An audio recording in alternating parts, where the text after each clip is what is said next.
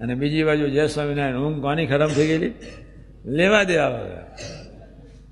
કોકની બુદ્ધિ, કોકનું બ્રહ્માંડ, કોકનું જગત, કોકનું સર્જન, કોક સર્જનહાર માથે લઈને ફરનારા આપણે બધા ખૂબ દુઃખી. સવારના પરમાં 4 વાગે 8 ગાડા આવી ગયા બસ. ભગવાન સ્વામિનારાયણ સીધા હરજી ઠક્કરની કે ઉતારો સીધું સામાન એમ બધું ગોઠવી ગયું. પ્રભુએ પહેલેથી કાગળ લખ્યા હોય કે ગમે તે ગયા હોય, પણ 8 ગામમાંથી 8 ગાડા યથાવત જે જોઈતું એ બધું આવી ગયું. 6 મહિનાનું સીધું થઈ ગયું, બધું સરસ થઈ ગયું.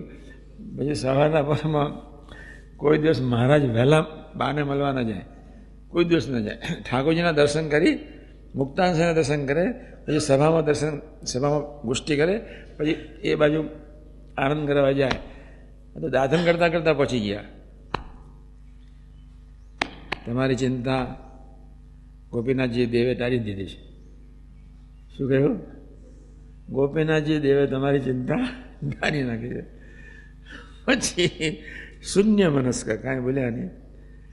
પણ બહુ અઘરું છે. આત્માની શરીરને, આત્માની શક્તિનો વિકાસ કરવા માટે ચિંતા ફ્રી રહેવો જોઈએ, એક સંકલ્પ વિકલ્પ ફ્રી રહેવો જોઈએ, જરૂરિયાત પૂરના સંકલ્પ. સવડા વિચારો ગ્રહણ કરો, અવડાનો ત્યાગ કરો, બસ. શક્તિ વપરાય નહીં. સવડા વિચારો તમે ગ્રહણ કર્યા કરશો, અવડાનો ત્યાગ કરશો. આ તો અવડામાં પડ્યા રહેશો ને સવડામાં પડ્યા રહેશો, બે સંઘર્ષ ચાલશે ને બ્રેન ગોડું થઈ જશે.